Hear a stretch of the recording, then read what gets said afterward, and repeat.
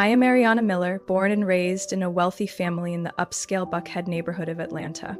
In that world, value wasn't measured by kindness or passion, but by job titles on business cards, brand names on handbags, and how often your name appeared under gold donors in charity magazine columns. My father, Thomas Miller, was a renowned real estate investor, the kind of man who could call the mayor at 2 a.m. and still get through like an old friend. My mother, Evelyn, didn't work, but was never idle. She managed the family image, as she proudly claimed, scheduling donor dinners, silent auctions, and me. To her, I was an unfinished blueprint, a project that needed refining to fit the polished portrait of the Miller legacy. I was the middle child. My older brother Brandon was the living embodiment of family pride, a Georgetown political science graduate now serving as a senior advisor to a senator. My younger sister Madison had just turned 22, studying law at Harvard, and had once appeared on television as Miss Southern Scholar of the Year. And me? I knew how to cook since I was 8, not just cracking eggs or pouring milk. I mean, diving into the aroma of cinnamon, the bite of dried chili, and the crisp crackle of perfectly seared duck skin. While others dreamed of becoming CEOs, I just wanted to stand beside a stove, wooden spoon in hand, heart racing with the rhythm of simmering stock. But in our household, cooking meant one thing: failure. "What are you thinking? Go to college just to spend your life covered in grease and knives?" my mother once screamed in the middle of the living room when I let slip that I wanted to attend culinary school in New Orleans. My father was colder, more surgical. He lifted his whiskey glass, leaned back, and said, "You can cook when you're someone's wife, but if you plan to make a living off a kitchen, forget about calling yourself a Miller." I didn't cry. I had gotten used to that contemptuous stare ever since I was 13, when my mother forced me to quit baking club in favor of more SAT prep. I never beat Madison in debate competitions, nor could I get my father to mention me during dinner parties like he did with Brandon. But I had something they didn't: a wild belief that food could make people go silent and then cry. I learned to cook in the kitchen of our housekeeper, Rosa, a woman from Mexico, the only person in our home who ever told me, "You have the soul of someone who nourishes." I didn't fully understand it at the time. I only knew Rosa always let me taste the broth first and taught me to sense flavor with my tongue, not with a recipe. By 16, I was crafting menus and hosting secret dinners for friends in the basement when my parents were away. We'd eat truffle mushroom chicken, sip fresh lime and mint juice, dim the lights, and light candles. One friend once whispered, "If you opened a restaurant, I'd wash dishes just to eat there every day." I laughed. But deep down, for the first time, I believed a different life might exist. A life where passion wasn't treated as shameful. My mother didn't agree. When she found out, she grabbed my wrist tight, eyes blazing, and said, "If you keep this foolish little chef act going, don't blame me when no one acknowledges you at your coming-of-age gala." It was a party she had planned for 2 years, with nearly 100 guests, including at least 3 congressmen and a Fortune 500 CEO. I understood her message loud and clear. In her eyes, a girl who cooked didn't belong at the same table as someone in a tuxedo. I didn't argue anymore. But from that day forward, I started saving my scholarship money, enrolling in online culinary classes, and writing menus in my journal. I didn't know where I was going or how I'd get out of that world, but I knew one thing. I wasn't born to sit quietly, eating cold soup at a table where my heart had no seat. I was accepted into the business administration program at the University of Michigan when I was 18, exactly what my family expected. It was a prestigious school, the kind you could brag about at cocktail parties, as my mother once put it. When they dropped me off at the dorms, my father shook hands with the dean, smiling like he was closing a deal. My mother was too busy adjusting her Hermes scarf, but still managed to remind me, "Don't disappoint us, Ariana. No one wants to invest in a half-baked degree." I nodded. On the surface, I was the perfect Miller daughter, neat, top GPA, punctual, but beneath that, I was living a second life. The dorm basement had a small, mostly abandoned kitchen because students preferred takeout over cooking. I made it my secret kitchen. After classes in finance and supply chain management, I'd tie on my apron, play soft jazz, and cook white wine mushroom sauce for my 3 roommates. At first, it was just small weekend dinners, but then rumors spread. A quiet brunette girl who made lasagna better than any Italian place in town. A freshman who could recreate orange-glazed shrimp like it came straight from a New Orleans bistro. Down to the fry temperature and the perfectly shaved citrus peel. I didn't advertise, I didn't post a menu, but students began slipping envelopes under my door, some with $10 bills, others with a cheap bottle of wine, in exchange for a seat at the Saturday underground supper. I called the group the Fork Society. 8 guests max, 3 mains, 1 dessert. No phones, no photos, and absolutely no mention of my identity. They thought I was just some quirky senior art student, not the daughter of Thomas Miller. Meanwhile, I remained top of my class in market analysis and investment strategy. I wasn't allowed to fail in the world my family built. By day, I sat in the front row of corporate finance lectures. By night, I chopped onions until my eyes burned, too scared to turn on the kitchen fan in case the dorm guards heard. I lived this way for almost 2 years, a double life. On one side, Ariana Miller, honors student and heir to Miller Properties. On the other, a beanie-wearing girl sneaking out to the grocery store at 11 p.m. to buy organic shallots and preservative-free pie crust. Then, everything unraveled in the winter of my sophomore year. One night, as I was prepping clove-braised lamb, someone knocked on my door, hard and fast. I opened it to see Olivia, my classmate from marketing, pale and panicked.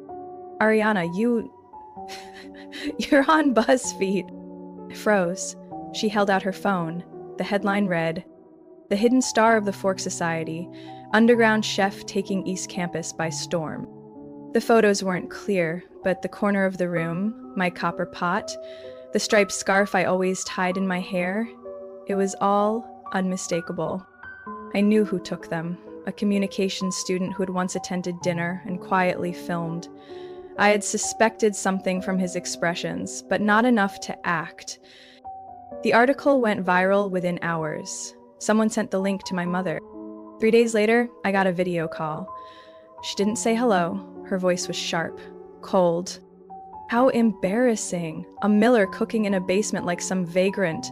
Do you think people admire that? I bit my tongue.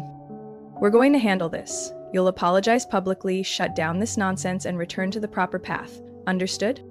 I answered calmly. "No." She stared at me like I just spat on the family name. "Then don't expect another cent from this family." I ended the call. Behind me, the pot was still bubbling. The smell of herbs and meat filled the cold January air. Some people lose everything when their secrets are exposed. But me? For the first time, I felt free. I dropped applied finance the following week. No one warned me that living as your truest self means watching old doors slam shut, while new ones, bigger and scarier, creak open. About 2 months after my exposure with the Fork Society, I received an email from a strange address. Subject, evaluation from Chef Donovan, Detroit Gourmet Showcase. I could barely breathe. It was the premier culinary event in the Midwest, reserved for chefs from major restaurants only. I hadn't applied. Turned out, one of my secret supper guests was the son of one of the judges. He'd sent a box of my homemade olive bread to him, with a note. Donovan Miller, a name that made chefs sweat. 2 Michelin stars for Harbor and Hearth in Boston. They called him the Iron General of the modern kitchen. I reread the final line of his email. "I have an apprentice slot at the Slate. It's for someone with the guts to go all in. You have 3 days to reply. Then I move on." I sat still for 15 minutes, staring at my hands. The faint scar on my thumb still lingered, a reminder of slicing onions 3 ways in a freezing dorm basement. I touched it like a secret signal. This is it. The next day, I emptied my bank account. $1,920. Enough for a train ticket to Detroit and a temporary Airbnb in Midtown. I packed one suitcase, my personal knives, and a brown ink recipe notebook I'd kept hidden since high school. The slate was tucked inside a repurposed brick building. Black glass windows, no sign outside. Inside was a world without illusions, stainless steel, ovens imported from Spain, a timer clock over every station. I was assigned to the starter prep team, the lowest tier in Donovan's kitchen hierarchy. My supervisor, Mireille, a Haitian woman with mountain rock composure and scale-perfect precision, showed no mercy. First night, I got yelled at for slicing cucumbers the wrong thickness. "This isn't a dorm salad bar," she barked. "Each slice must be exactly 1/4 inch, not more, not less." I bowed my head, didn't argue. Redid the whole batch. 3 weeks in, I hadn't touched a single premium ingredient, just chopped, rinsed, arranged. If lucky, I got to taste broth with the back of a spoon. Then one night, after close, Donovan called me into his office. He didn't waste time. "I saw your radish cut 18 seconds flat, and that ginger tart from last Saturday." I swallowed. 1, your skills beat most culinary school grads. 2, your palate's nearly precise, but... He squinted. "Can you handle real heat?" I looked him in the eye. I didn't leave my family, live off instant noodles, and sleep on a couch to plate salads. He let out a soft chuckle. "The first, then be on main station tomorrow." I walked home near 2 a.m., legs aching but heart pounding. I flipped on the lamp and opened my notebook, each page glowing like a spellbook. I served as junior sous chef at the Slate for 7 months. Donovan trained me personally. Every service was a masterclass in instincts no textbook could teach. Feeling heat by smell. Reading stress from the rhythm of knives on wood. It was there I met Jonah, a food photographer filming a PBS documentary. He'd come to shoot behind-the-scenes footage and later invited me to co-host a small charity dinner at the Detroit Art Museum. We curated a 6-course menu themed cuisine without credentials. Recipes by young chefs once dismissed or overlooked. That night, one of the guests was Marcus Hall, founder of Cordon Square Ventures, a firm that funds independent chefs to launch their own restaurants.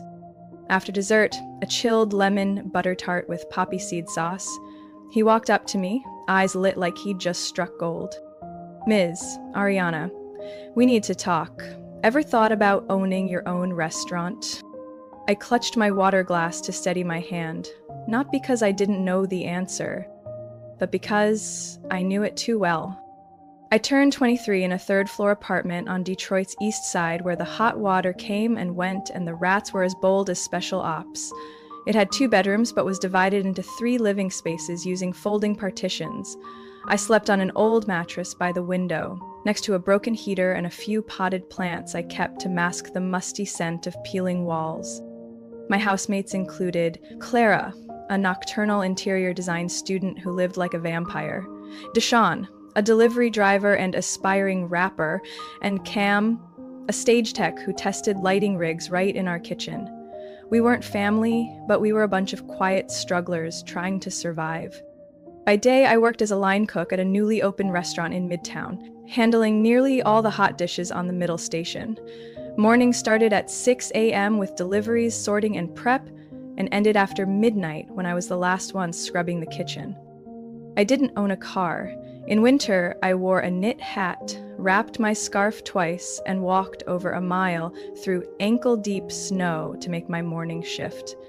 Some days, the cold was so biting, my knife would slide off frozen meat instead of slicing through. At night, I didn't stop. I studied French culinary textbooks, learning how to break down collagen with low heat and long cook times. I watched Japanese chefs on YouTube, recording every knife movement. I knew if I only cooked well, I'd forever be working for someone else. In early March, I borrowed $15,000 from a microloan program for young female entrepreneurs. The terms were strict and the interest was steep. But I signed without blinking. I used it to enroll in a restaurant operations course at a local training center, taught by former executives from a well-known fine dining chain. Nights at school, days in the kitchen, and sourdough test bakes past midnight. That was my rhythm for 8 straight months. Some nights I'd fall asleep on the study desk, still holding a wooden spoon. No one knew I was the daughter of Thomas Miller, a real estate mogul in Georgia. No one needed to. I began building my restaurant dream piece by piece. An open kitchen concept where diners could watch every step. A seasonal menu using local ingredients, and a Scandinavian-inspired minimalist aesthetic. I named it Cedar Table because when I was a kid and said I loved cooking, my father tapped the cedar dining table at home and said, "You can use this table for your econ homework, not to play chef with food." Now I'd turned that name into something I owned. Every weekend, I hosted an underground supper club in that third-floor apartment. Guests sat on folding chairs around a makeshift table, built with salvaged stage wood. The three-course menu changed weekly, with suggested prices between $25 and $40, paid through Venmo. Even though I only served 6 people per session, word started getting around. A local food blogger, Vanessa Tran, wrote a heartfelt review of her Cedar Table pop-up edition meal. It went viral in Detroit's foodie circles. One night, as I finished the last of the dishes, Clara burst into the kitchen, eyes lit up. "You're in Detroit Weekly's Future Tastemakers column. They're calling you the secret chef with a palate bigger than this city." I smiled, a rare one, not out of pride, but because I knew the rule: dishes come first, then dreams. I still owed $9,300. I didn't have a business license, no storefront, no investors, but I had something many ahead of me no longer did: a steel belief that I was on the right path, even if it was all sharp rocks and cold snow. Because opportunity never knocks. It waits for you to stay up late, dry a plate with a clean towel, and ask yourself, what dish will I cook tomorrow to step closer to the dream? That evening, after the supper club wrapped up, I was wiping down the old folding table when a man in a trench coat walked into the apartment without knocking. Cam followed behind him, looking a little pale. "Amiana, he said you invited him." I looked up and froze. The man standing in front of me was none other than Marcus Hall, the investor who once offered to back me when I was still at the Slate. "I've been trying to get a seat at your supper club for 3 weeks, he said, voice calm and steady. "I finally called Jonah to get your address." I was confused. He wasn't on tonight's guest list, but I knew one thing. When someone like Marcus Hall comes to you, you don't send them out of the kitchen. I offered him a seat, poured the last glass of wine, and quietly remade my signature pumpkin gnocchi. Pillowy, soft, glazed in brown butter and fresh sage. He ate in silence, no phone, no small talk between bites. That was a good sign.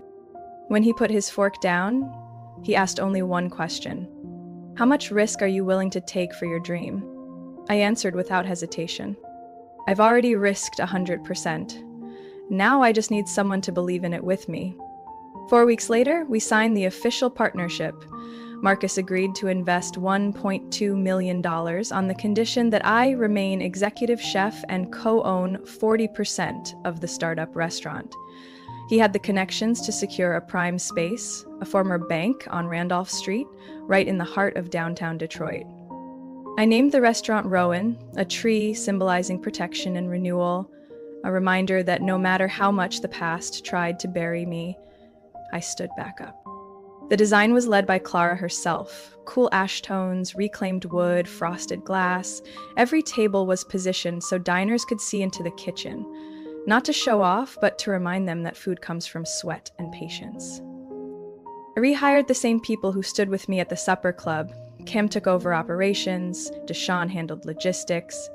Mireille, the same woman who once yelled at me for slicing cucumbers wrong, left the Slate to become my sous chef. We opened after 8 months of construction and preparation. On opening night, I could barely breathe, but when the first guests walked in, a tall, elderly woman with her daughter, I heard them whisper, "I didn't think Detroit had a place this elegant without being over the top." I knew I was on the right track. For the first 90 days, Rowan was booked almost every night. Articles were written, food critics stopped by and left 4.5-star reviews. A local TV feature called us a fresh breath of Midwestern cuisine. But success didn't mean peace. 4 months after opening, I found out Marcus was planning to open a second Rowan in Chicago, without discussing it with me. I wasn't against expansion, but Rowan couldn't be a soulless brand. I invited Marcus to dinner. On the table was smoked salmon with pickled star anise radish, the first dish I ever created back in my dorm room.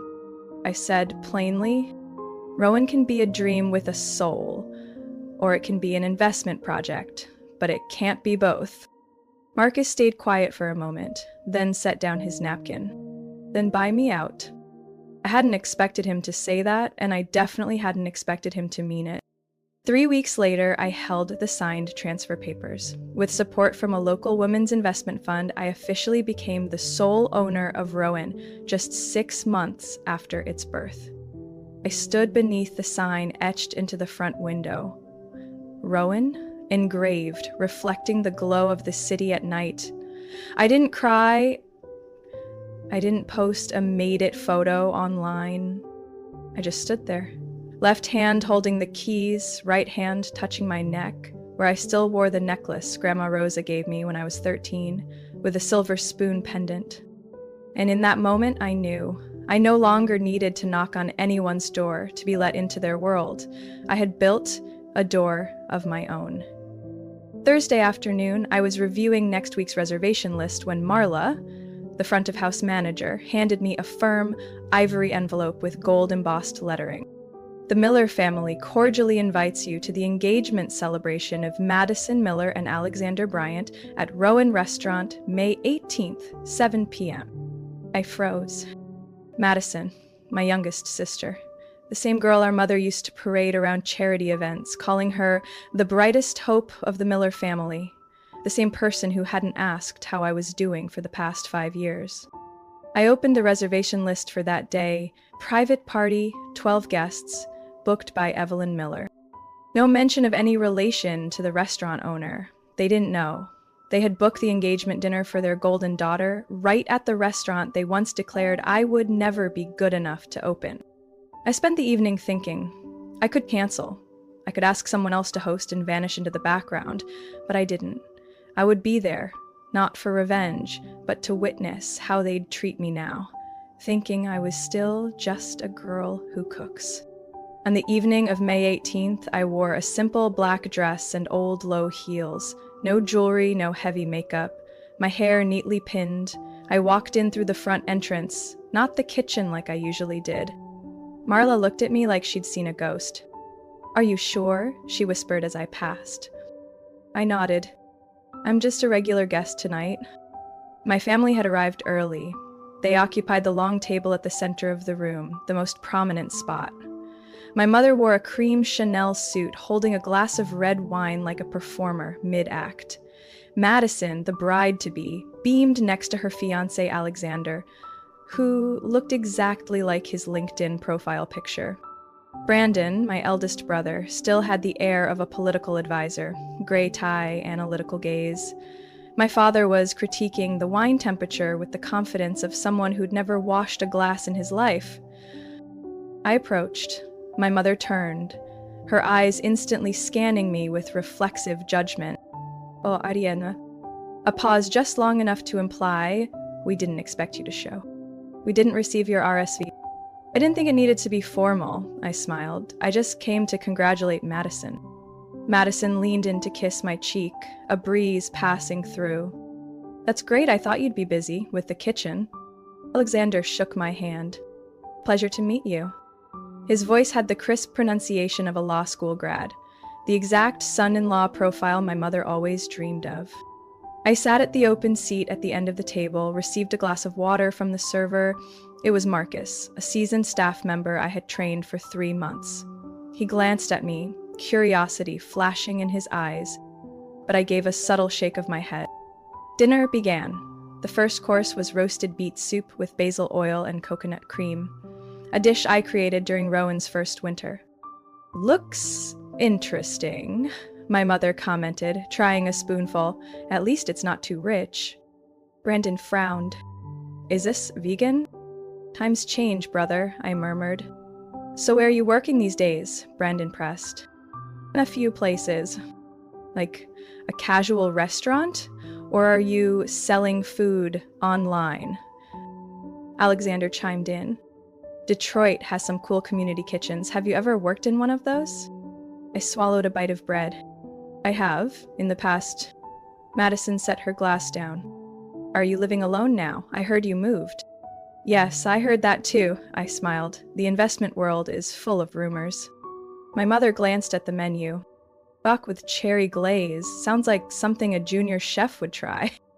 A bit ambitious, my father nodded. And not cheap, Brandon raised an eyebrow. Who owns this place anyway? I took a sip of water, tasting the faint mint, a detail I had requested from the very first week we opened. Someone who loves food, I said softly, not someone who cares about LinkedIn profiles. Marcus brought out the wine, my mother asked. Haha, that waitress looks familiar. He's the manager, I corrected. Alexander flipped the menu. Oh, Wagyu beef with black truffle sauce. Who came up with that? A woman, I said without blinking. Didn't attend culinary school, no MBA, but has an excellent palate. The table paused. Madison put her knife down. Are you implying something? I smiled, turning to Marcus. Would you mind bringing me the check before dessert? Dinner reached dessert. A chilled lemon tart with torched meringue at the table. Madison frowned as Marcus brought it out, tilting her head like she was trying to judge whether this playful dish lived up to the Miller family's standards. Too light, my mother commented, not having tasted it yet. Certainly not a classic French flavor, my father added. Do you think this kind of dish works for a wedding? Madison spun her plate, not taking a single bite. I didn't get a chance to respond before Marcus returned, holding a black leather folder with the bill. He placed it in the center of the table like a conductor closing the final note of a symphony. Brandon reached for it first, but Alexander beat him to it. He opened the folder, skimmed it quickly, then looked up abruptly. Wait, just drinks? No food charges? My father leaned in, frowning. Is this a mistake? The full bill should be included. Marcus remained calm. No mistake, Mr. Bryant. The meal was paid in advance by the restaurant owner. All eyes turned to me. I stayed seated, hand resting lightly on my water glass. My mother blinked. The owner is your friend. Marcus stepped forward with a smile. Allow me to officially introduce, this is Chef Ariana Miller, executive chef and sole owner of Rowan. A silence dropped over the table like someone had cut the power. Madison stared at me, mouth slightly open, as if trying to process whether she'd heard correctly. You own this place? I stood, slowly adjusting the strap of my watch. Yes, this is my restaurant. I built it with the first investment from a diner who tasted my pumpkin gnocchi in a third-floor apartment last year. Brandon leaned forward, looking at me with eyes not used to being outmaneuvered. Hold on, you're the owner? This whole brand? The property, the team, from the menu to the shape of the water glasses. My mother shifted her chair slightly, as if to dodge the ceiling light now shining directly on her. But you never said you were running anything. I smiled softly. Because when I was just the girl who cooked, no one asked what I was building. Only when I'd give it up. Alexander swallowed hard. But didn't you also write a book? Is the hidden fork in food and wine yours? Yes, publishing next month. A portion of the profits will fund my mentorship foundation for young chefs from overlooked neighborhoods. The entire table went still.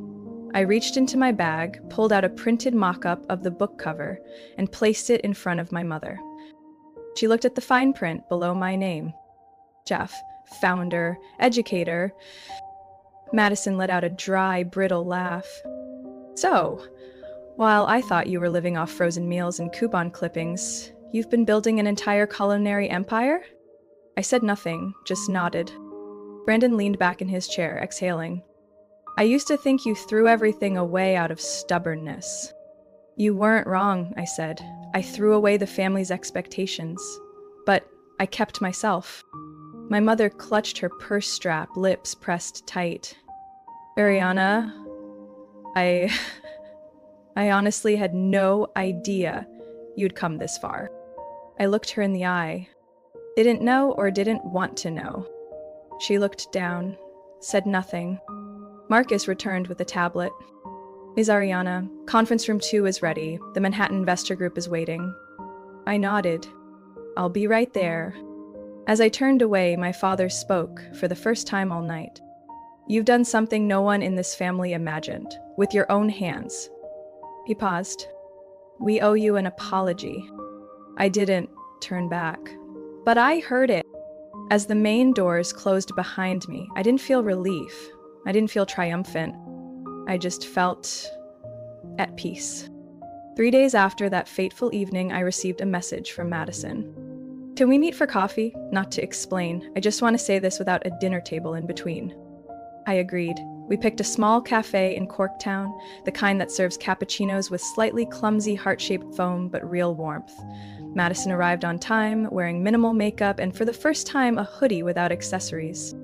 I used to think I knew everything, she began. And now? I asked, taking a sip of espresso. Now I know. Understanding doesn't beat the courage to reevaluate. I said nothing. In her eyes, there was a kind of defenseless unease, rare for someone raised to believe failure was unacceptable. I'm sorry for thinking you gave up. You just refused to run someone else's race. You don't have to apologize, I replied gently, but thank you for saying it. A moment of silence passed. Will you come to the wedding? I nodded. Not as the odd one out or the embarrassment, just as the older sister. No strings attached. Madison looked at me as if searching for something behind those words. I do have a request, if that's okay. Go ahead. I want the rehearsal dinner, the intimate one, held at Rowan, not because it's fancy, but because I want the people who matter most to taste your food and understand your story, through flavor, not secondhand tales. I didn't respond right away, but when I smiled and gently touched her coffee cup, she knew it was a yes. That evening, the official engagement dinner, not a performance, but something truly personal, I stood in my familiar kitchen wearing my chef's coat with AM embroidered over the heart. The menu I prepared wasn't for show. I chose what felt close. Multigrain bread toasted in brown butter with sea salt. Wild mushroom soup simmered in a 16-hour bone broth. Seared duck in orange reduction, just like Rosé used to make for me. Each dish carried a piece of my life. No lengthy explanations needed. They just had to eat and feel. My mother was the first to walk into the kitchen after the meal. Not to compliment me, that would have been too out of character, but simply to stand there. I never realized a kitchen could be this quiet, she said, glancing around. That's how I run it. No shouting, no banging knives, just focus. She nodded, her hand brushing the cold, stainless steel counter. When you were little, I used to think passion was a luxury. Now I see, it's the backbone. I didn't reply right away. That kind of admission from her was a form of courage I never expected. I may not understand all of you, she continued, but I know. If there's anyone in this family to be proud of today, it's you. For the first time in years, I saw her eyes without judgment or calculation, just the look of a real mother. Late, but genuine. 2 weeks later, the wedding took place in a small garden behind the Detroit Art Museum. I wasn't in the front row. I didn't wear anything flashy. But when Madison introduced me to the guests, this is my sister, the strongest woman I know, and also the reason tonight's appetizer surprised everyone so much. I saw something I once thought impossible in my mother's smile, my father's nod, in the silent squeeze of Brandon's hand. Recognition. Without conditions. I didn't need them to understand everything I had been through. I only needed them to know. I didn't fail because I chose a different path. I succeeded because I dared to walk it alone. And now, I'm no longer trying to be someone they can be proud of. I've become someone I am proud of. No permission, no proof, just living, with all the strength and grace that kitchen taught me. Ariana's story is proof that success doesn't need a stamp of approval from family or society. It comes from unwavering passion and the courage to walk your own path. In real life, many people, like Ariana, have been dismissed for choosing differently, but it's their perseverance and belief in their own worth that leads to true achievement. The most powerful recognition doesn't come from the outside, it comes from that moment you lift your head high and know, I wrote my own story. What do you think about Ariana's choices and journey? Would you dare to walk alone like she did? Share your thoughts in the comments, and don't forget to follow the channel for more heartfelt stories about life and family.